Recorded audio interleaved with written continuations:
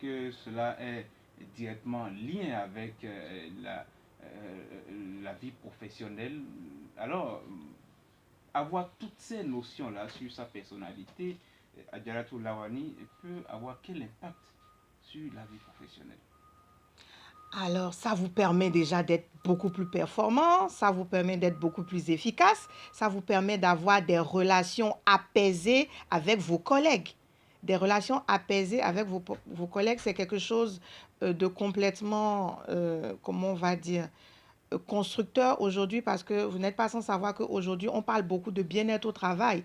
Les professionnels sont dans des environnements qu'on appelle environnements toxiques aujourd'hui, où souvent même, excusez-moi de le dire, le management même est source de stress constant.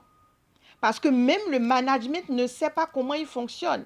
Il ne sait pas lui-même déjà comment il fonctionne et il ne prend pas le temps d'observer comment les collaborateurs autour aussi fonctionnent. Il y a d'ailleurs énormément d'études et d'outils justement dans le développement personnel qui vous permettent de savoir, selon votre personnalité, quel style de management va en adéquation avec cette personnalité-là.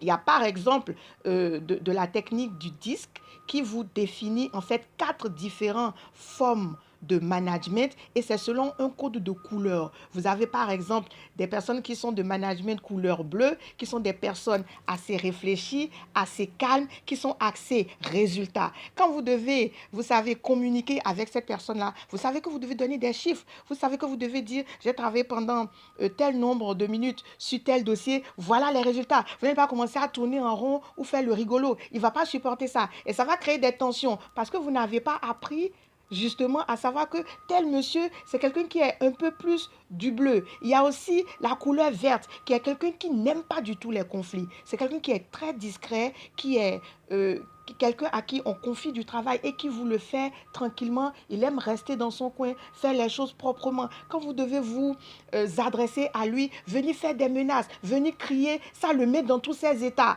Vous ne pouvez pas réagir comme ça avec lui. Vous avez des personnes qui sont de couleur jaune. C'est des personnes volubiles. C'est des personnes expansives. C'est des personnes extraverties qui sont tout le temps en train de rigoler. Et quand vous devez leur demander quelque chose, vous dites « Ah, ma copine Lucrèce, tu es belle aujourd'hui. J'aime ton top. Tu sais, j'ai ce dossier-là. J'ai besoin de ça dans 1 heure. Je sais que tu es capable. J'ai confiance en toi, ma pote. » Et elle te fait ça même en 45 minutes parce que tu as su l'avoir au sentiment. Tu as su t'aligner sur la personne qu'elle est. Et il y a les personnes qui sont de couleur rouge. C'est les personnes dominantes qui aiment donner des ordres, qui aime les résultats. Quand c'est comme ça, il dit, alors, Achille, bonjour, vous savez, nous avons une réunion, j'ai besoin que vous me détaillez 4 points, ok? Et vous laissez tout ce que vous êtes en train de faire et vous me donnez ce résultat-là, ok? À tout de suite, merci. Et tout ça, personne n'est exclusivement une des couleurs, c'est comment on va dire, c'est un cocktail de tout ça.